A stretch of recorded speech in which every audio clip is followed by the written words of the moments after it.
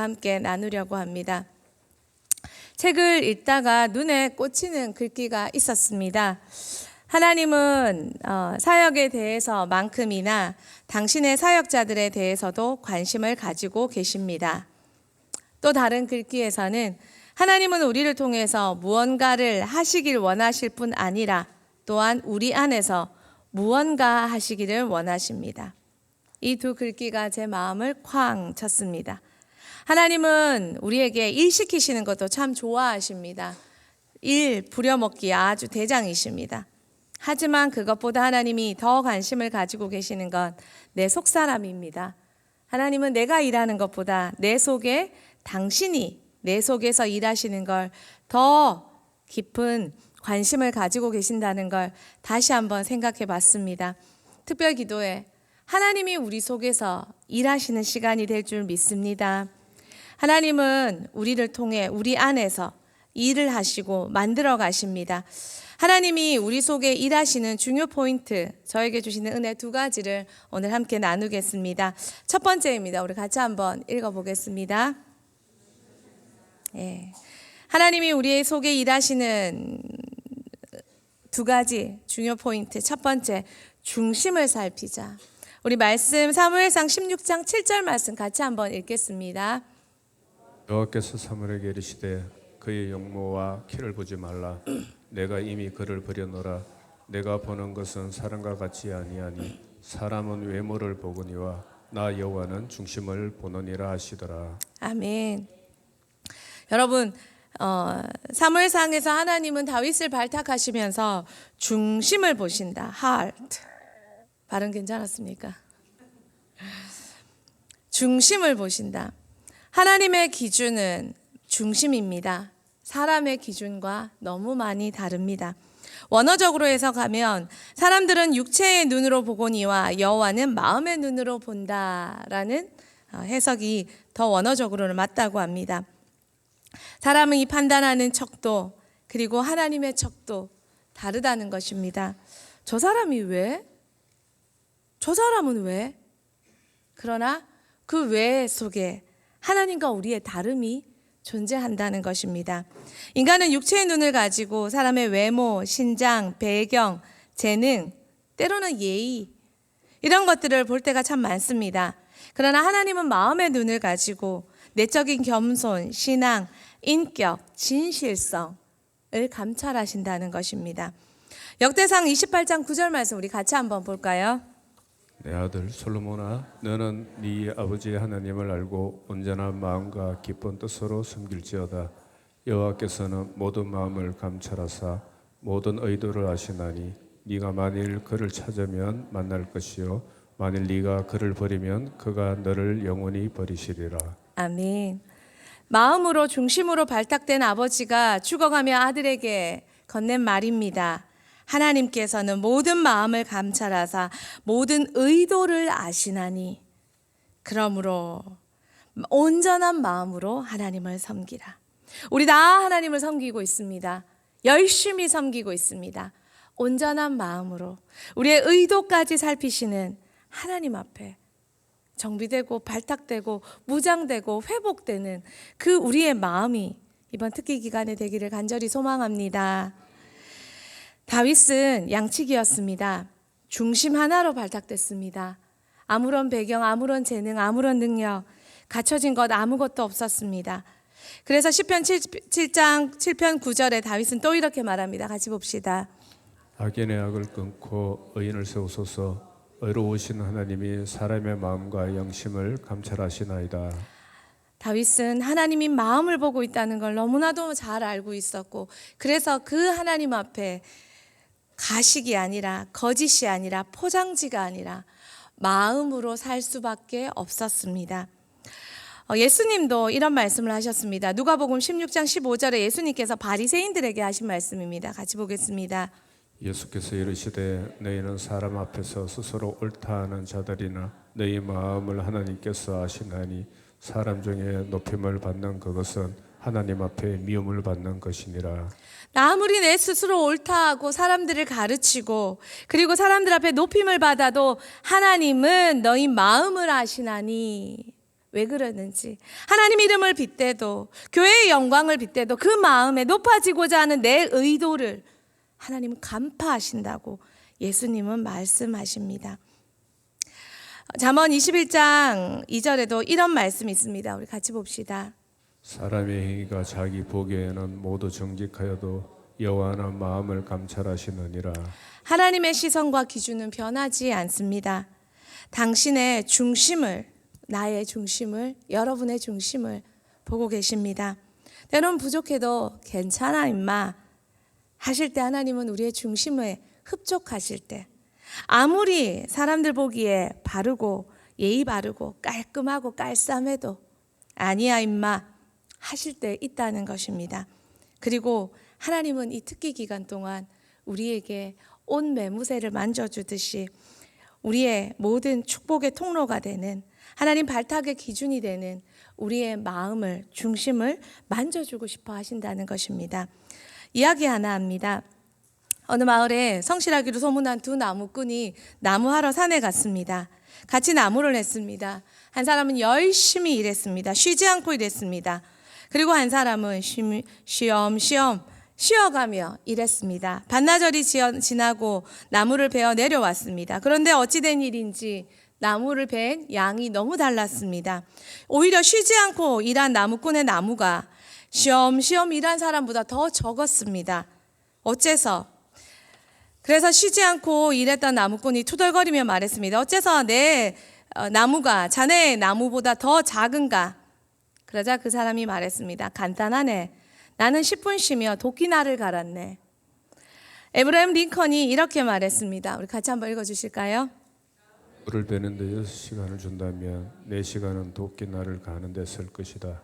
여러분, 중심은 축복의 통로입니다. 하나님 발탁의 기준입니다. 하나님 마음, 하나님 앞에서 마음은 바른 됨됨이입니다. 우리가 아이들한테 어른한테 두 손으로 둬야지, 요해야지, 높임말 써야지 라고 어린 시절 수도 없이 무수히 가르치는 것처럼 우리는 수도 없이 내 마음을 하나님 앞에 바른 마음, 바른 됨됨이, 바른 중심으로 있는지 우리는 10분 쉬어가며 살펴봐야 합니다. 도끼날을 다시 갈아야 합니다. 다시 정비해야 합니다. 마음과 중심을 정비해야 합니다. 그것이 우리 신앙의, 우리의 마음이 우리 신앙의 도끼날이자 하나님 앞에 은혜의 도구이기 때문입니다. 현대카드 예전에 아주 유명한 문구가 있습니다. 현대카드는 카드 시장의 후발주자로 들어왔습니다. 그래서 삼성 등 많은 카드사들이 카드 시장을 선점하고 있었습니다. 그때 늦게 들어온 현대카드가 들어오면서 아주 멋진 광고 문구 하나로 역전시켰습니다. 그 광고 문구 혹시 아십니까? 우와, 맞춰보세요. 나왔어요? 바보네. 열심히 일한 당신 떠나라. 당신은 구조조정으로 사람들이 정말 긴장하면서 잘릴까봐 눈치 보며 열심히 일할 때였습니다. 떠나기가 쉬고 싶다고 말하기도 연차가 있어도 쉬지 못할 때였습니다. 그런 셀러리맨의 마음을 간파하고 광고 문구 하나가 정말 사람들의 마음을 시원하게 말해 주었습니다. 열심히 일한 당신 떠나라. 저는 지금 우리에게, 저에게, 우리 교회에게 하나님이 이렇게 말씀하시는 것 같습니다. 열심히 일한 대흥교회 도끼날 살펴라. 열심히 섬겨온 대흥교회 중심 살펴라. 열심히 교회 쫓아오고 기도하고 일한 대흥교회 마음 살펴라 라고 외치는 것 같습니다. 왜냐하면 복 주고 싶으셔서, 발탁하고 싶으셔서, 계속 같이 가고 싶으셔서. 하나님 앞에 처음, 중심, 끝 변함없이 중심으로 하나님께 인정받는 우리 대흥교회가 되기를 소망합니다. 두 번째입니다. 우리의 중심에 주께 영광의 깃발을 세워라. 하나님은 절대 양보하지 않는 것이 있으십니다. 이사야 42장 8절 말씀 우리 같이 한번 보겠습니다. 나는 여호와이니 이는 내 이름이라. 나는 내 영광을 다른 자에게, 내 찬송을 우상에게 주지 아니하리라. 하나님은 참 선하십니다. 은혜와 긍휼이 무궁하신 분이십니다.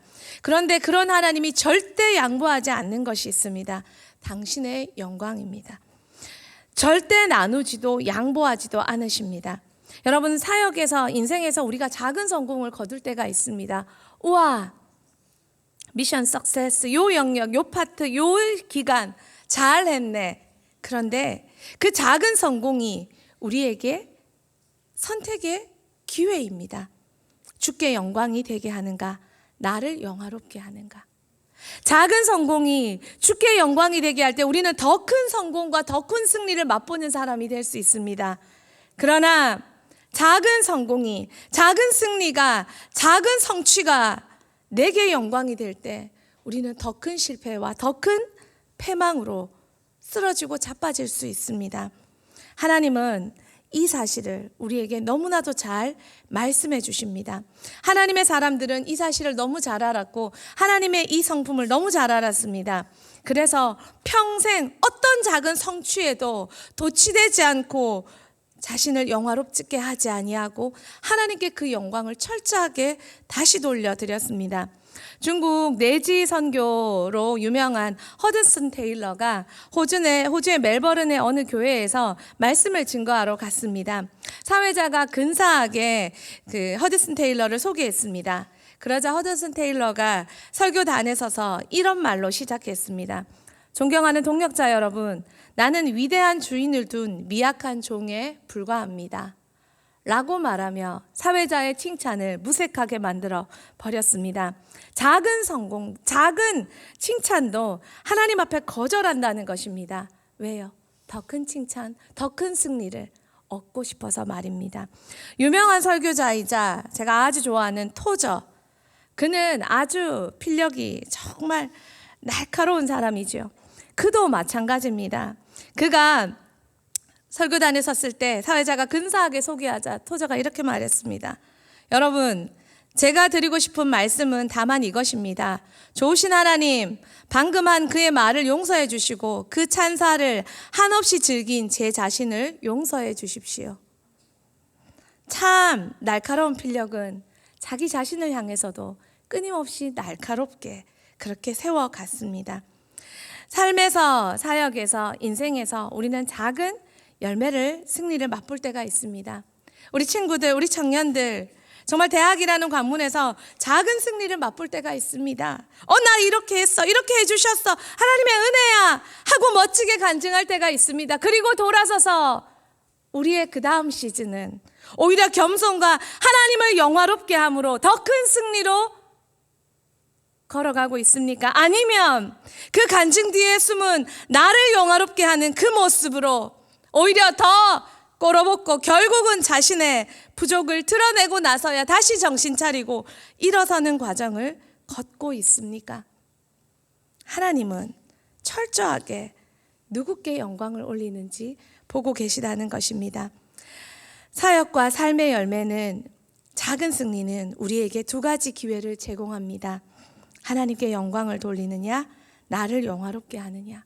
여러분 꼭 기억하셔서 작은 승리에 도취되지 말고 더 큰 승리를 불러올 줄 아는 저와 여러분, 우리 모두가 되기를 소망합니다. 대근교회 작은 승리 주셨습니다. 여러분 진짜 저는 다른 건 안 했어요. 그러나 구경은 정말 실컷 했어요. 대은교회, 중앙로교회, 그 작은 교회가 여기까지 어떻게 하나님이 오게 하셨는지 너무 많이 구경했어요. 한 분 한 분 목회자다 보니까 그 삶의 깊은 부분까지 정말 많이 구경할 수 있는 은혜를 주셨어요. 제 인생도 마찬가지고. 그러나 그 작은 승리가 저 자신을 비롯하여 우리 모두가 절대 도취되지 말고 하나님께 돌려드려서, 하나님이 이거 안 돼요, 요거가 안 돼요, 우리 아직 대구도 변화 못 시켜요, 이제 우리 인생 조금, 이제 우리 가정 조금, 뭘 했다고. 우리 이 작은 하나님 주신 은혜의 역사를 가지고 다시 돌려드려서 대구를 넘어 대한민국을 넘어 통일한국을 하나님 앞에 올려드릴 수 있는 그 성공까지, 그 성취까지, 그 축복까지 나아가는 우리가 되기를 간절히 소망합니다. 고린도전서 10장 31절에서 33절 이런 말씀이 있습니다. 우리 같이 보겠습니다. 그런즉 너희가 먹든지 마시든지 무엇을 하든지 다 하나님의 영광을 위하여 하라. 유대인에게나 헬라인에게나 하나님의 교회에나 거치는 자가 되지 말고 나와 같이 모든 일에 모든 사람을 기쁘게 하여 자신의 유익을 구하지 아니하고 많은 사람의 유익을 구하여 그들로 구원을 받게 하라. 다 하나님 영광을 위해 하라. 하나님의 교회에나 거치는 자가 되지 말고 많은 사람의 유익을 구하여 그들로 구원을 받게 하라. 어떤 사람도 우리의 삶을 통해 구원의 동기가 되도록 여러분의 모든 것이 지금도 변함없이 하나님과 교회의 영광이 되고 있습니까? 다른 이들을 향한 구원의 도구가 되고 있습니까? 여러분의 수고와 헌신이 하나님을 영화롭게 하고 변함없이 나는 하나님 앞에 아무것도 아닌 것을 고백하고 있습니까? 제자가 뭡니까? 중심이 하나님께 합격된 사람 아닐까요? 제자가 뭡니까? 변함없이 하나님께 영광 올려드릴 수 있는 사람이 아닐까요? 하나님의 영광에 집중하는 사람은 다른 사람과 비교하지 않습니다. 포도원의 일꾼 비유 잘 아시죠? 일찍 온 사람, 늦게 온 사람 같은 싹을 받았습니다. 일찍 온 사람이 불평했습니다. 합리적으로 보면 맞는 말입니다. 왜 더 많이 일했는데 왜 똑같이 주는가? 합리적으로 보면 맞는 말입니다. 그러나 하나님을 모르는 사람이 하는 말입니다. 세상 기준으로 하는 말입니다. 하나님의 계산법으로 보면, 은혜의 계산법으로 보면 틀린 말입니다. 왜 먼저 온 사람이 실패했습니까? 세상적인 가치관으로 생각해서 맞습니다. 하나님을 몰라서 맞습니다. 그리고 또 일하는 동안 하나님의 영광에 집중하지 못했습니다. 자기 생각, 자기 기준, 다른 사람 쳐다보고 있었습니다. 얼마 받노? 자는 와적하노? 여러분, 다른 사람 쳐다볼 시간 있습니까? 변함없이 하나님의 영광에만 집중하면 이 모든 것이 얼마나 큰 은혜였는지 우리는 처음 마음 그대로 유지하며 하나님 앞에 그 은혜를 돌려드릴 수밖에 없습니다. 일하게 해주신 것도 감사한데 이만큼의 싹을 주신 것이 얼마나 큰 감사입니까? 여러분 아십니까? 영광에 집중하는 사람은 비교하지도 않습니다. 또 한 가지 영광에 집중하는 사람은 예수 그리스도께만 집중합니다. 왜요? 하나님의 영광을 보면 예수밖에 안 보이기 때문입니다. 그래서 내가 예수를 위해 종이 된 것을 기쁘게 여깁니다. 어떤 희생도 어떤 헌신도 나는 무익한 종이라고 고백할 수밖에 없습니다. 왜 지쳤습니까? 왜 힘듭니까? 왜 낙심했습니까? 왜 괴롭습니까? 왜 비교됩니까? 여러분, 우리가 하나님의 영광에서 이탈된 것은 아닐까요?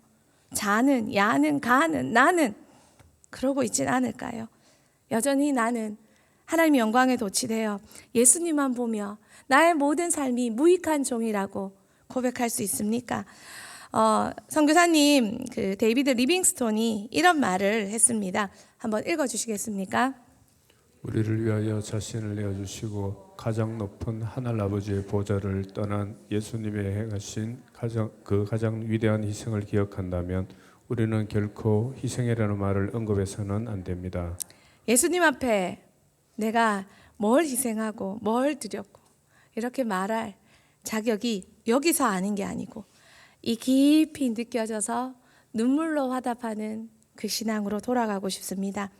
52세에 모든 것을 뒤로하고 아프리카로 간 스터드 선교사가 자신을 모든 것을 버려두고 그 나이에 선교사로 간다고 빈정대는 사람 앞에 이렇게 말했습니다. 만일 예수 그리스도께서 하나님이셨고 그런 분이 나를 위해 죽으셨다면 그분을 위한 나의 어떠한 희생도 결코 크다 할 수 없습니다. 여러분, 우리는 그 마음으로 시작하며 여기까지 왔습니다. 그 마음이 보존되고 있습니까? 여전히 하나님 영광 올려드리고 싶고 그 영광을 바라보며 예수만 보기에 나의 어떤 것도 아깝지 않고 희생이라 생각되지 않고 더 드리고 싶고 더 드리고 싶은 마음으로 샘솟고 있으십니까? 무엇을 위해 살아왔던가 많이 생각해 보게 되는 시간입니다.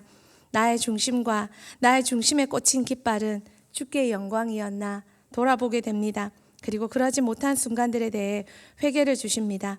그리고 다시 절망과 낙심이 아니라 나의 영혼의 도끼 나를 갑니다.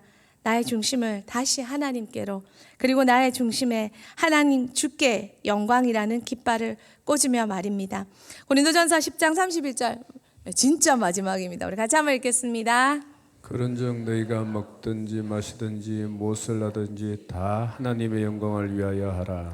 특기 동안 그분과 맞닿아서 열심히 기도하는 대흥교회, 열심히 달려가는 대흥교회, 중심을 바로잡고 주께 영광을 다시 깃발 꽂아서 하나님의 모든 축복, 모든 은총, 모든 사명 우리 대흥교회를 통해 뻗어가기를 소망합니다. 그 축복의 주인공 여러분 되기를 소망합니다. 후렴만 갈까요?